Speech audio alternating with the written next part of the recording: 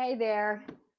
How are y'all doing today? I just wanted to take a minute and share a tip with you today, a Tuesday tip, I'm going to call this.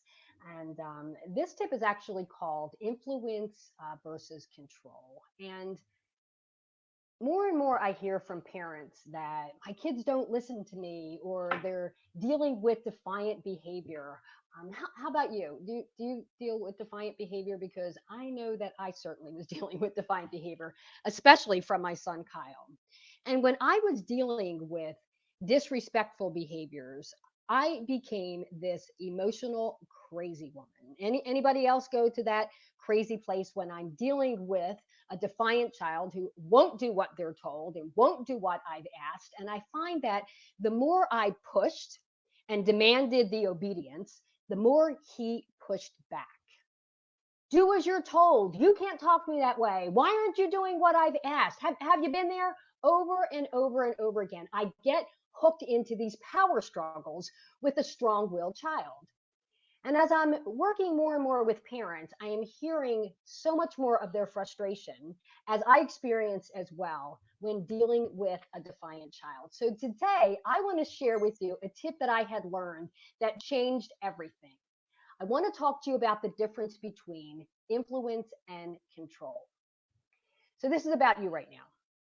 I want you to take a minute and think about a person who has influenced you in your life, who influenced in your life. And in the comments, I want you to write down who that was. Type in that to me, who that was, and tell me what they did and how it made you feel when they influenced you. Who was it that influenced you? And in the comments, tell me who it was and how did they make you feel? How did they make you feel? Hashtag that influence. Hashtag that influence. And the reason why we are influenced by people is because we have a relationship with them. And when you are working with someone who is influencing you, I have found there is a higher level of trust in that relationship, which then leads to a lower defensiveness. Why? Because there is a relationship of mutual respect. So think about who are the people in your life who have truly influenced you. Hashtag influence and tell me, how did they make you feel when they influenced you? Because when I was in a relationship with people who influenced me, I felt valued. I felt important. I felt capable. I felt encouraged. I felt inspired when I was around these people. Now, there are two women that I can reflect back on, besides my mama, of course, who truly influenced me. One was from a business, and the other one was as a friend. And my one friend, Cindy, she was high academic. We had very similar personalities. We were both very strong-willed women. And Cindy kind of challenged me a lot. But what I recognize in my relationship with her is that she modeled who I wanted to be. But she also listened. She called me out when I needed it, but she never yelled at me. She never belittled me when I didn't do what she thought I should do. It was all communicated in love. Now, I want you to think about a person who maybe tried to control you. Tried to control you. You don't necessarily need to put their name in the comments, but do tell me, how did they make you feel?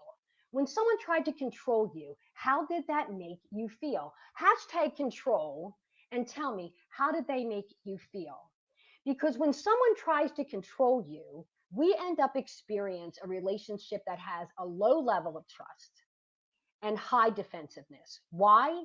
Because there's no relationship. When I was around people who tried to control me, I'll tell you, it made me angry. I felt misunderstood.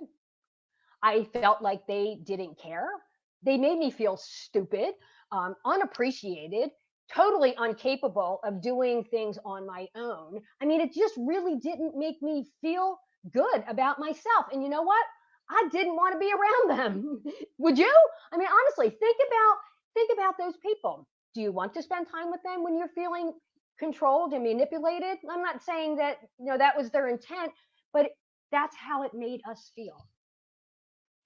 So now I want you to think about your interactions with our kids.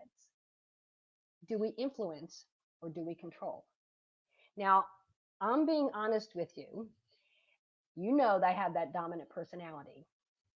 And my need is control, not giving control, but taking control. Anybody else here feel that way? That they're driven and wired like I was, just to have control. So I had to do some changing in my interactions if I was going to adapt to be an influencer. But this is what I found.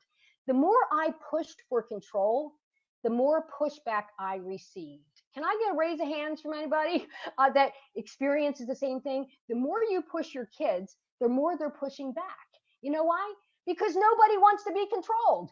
You didn't like being controlled. I didn't like being controlled, and I had to take a long, hard look at my parenting interactions, especially when I ended up in the power struggle and the battle. Was I trying to influence or was I trying to control my kids? Now, when your kids are younger and they are still living within you being able to meet their needs, we have a little bit more play with that because it's what we're cooking and what we're doing and our daily interactions. But as you start entering into those tween and teen years and they start wanting their independence, this is when I found that it truly escalated. So I had to think about how can I change my interactions to be more of an influence and gain trust to build that relationship versus continuing control and getting defiance and defensiveness. So I'm going to give you 3 tips today that may help you with this. Tip number 1 I found is to offer choices within my boundaries. So in other words, share the control. In my personality, I was very good in my parenting style at telling my kids what to do and expecting they were going to do it. I like choices, wasn't real good at offering the choices. So here's an example of what you may offer in the choices. Maybe you say to your kids, you can have cereal or waffles for breakfast. You choose, you decide. Or you can offer a choice by saying this, you can play on the game system tonight until 10 p.m. Any later, and tomorrow it'll be 9:30. You choose. And allowing those kids to experience the natural or what I call logical consequences of their choices. You don't need to remind them of their poor choices or rub it in their face like I told you so, or you decided this and being angry again. Just let it go. They get to choose, and in the end, they get the consequences. The second tip I want to share with you, and this was huge with my family, is having family meetings. With everything that's going on right now, from the beginning of our lockdown and COVID and going back to school, not going back to school, so much has changed in our family lives, in our routine, in the predictability of knowing what to expect, of knowing when it's ever going to end.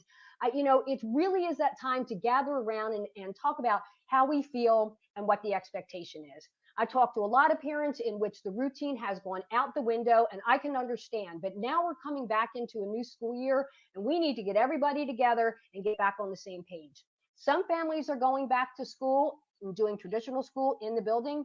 Other parents, you're now dealing with, now I need to do school in an online model or a hybrid model. And we really need to sit down and discuss what the expectation and the house rules are going to be and listen to your kids' ideas.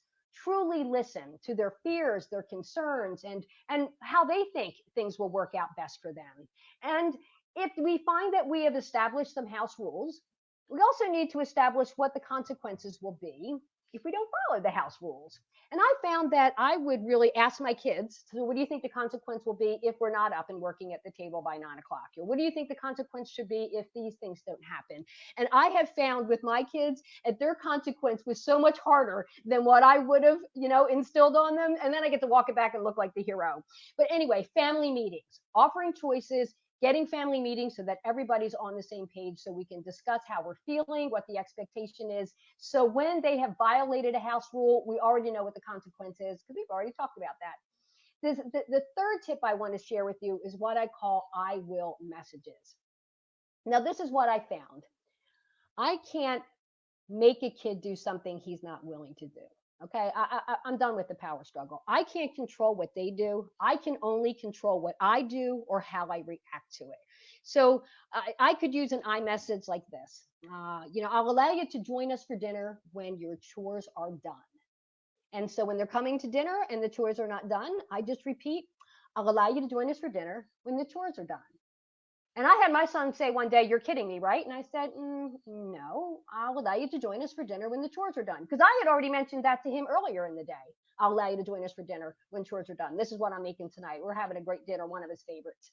And truly, they put off the chores, they don't do the chores, we end up getting in a power struggle. And I just said, you know what, I'm setting the boundary. I can't control what you do, but I can control how I handle it, and I'll allow you to join us for dinner when the chores are done. Or you may say, I'll take you to the park when all the toys are put away. And you may need to calmly repeat it if necessary, especially if you have a younger one. I'll take you to the park when the toys are put away. Calmly repeat it, don't nag, don't hag, and follow through on the consequences. This is what I find sometimes. If we don't follow through on the consequences, we have lost all credibility when we give in. And once you do it, they're going to move the line and expect that you'll do it again. So don't get hung up in that power struggle. Say what you and mean what you say in a calm and empathetic voice. And again, knowing I'm a dominant personality style, and you may be as well, that was hard for me to not get into the emotion with my tone, which at times tend to escalate, the emotion of the situation. I needed to stay calm in an empathetic voice. Your kids will eventually get it, that you're not going to fight with them over everything anymore. This is our goal, is to become an influence and not a controller. So, what are some of the things that you can change in your interactions today of those 3 tips that I gave you to be able to end that control battle and become more of an influence and not a controller? Hashtag that in our comments, and I look forward to seeing you on the journey. You got this.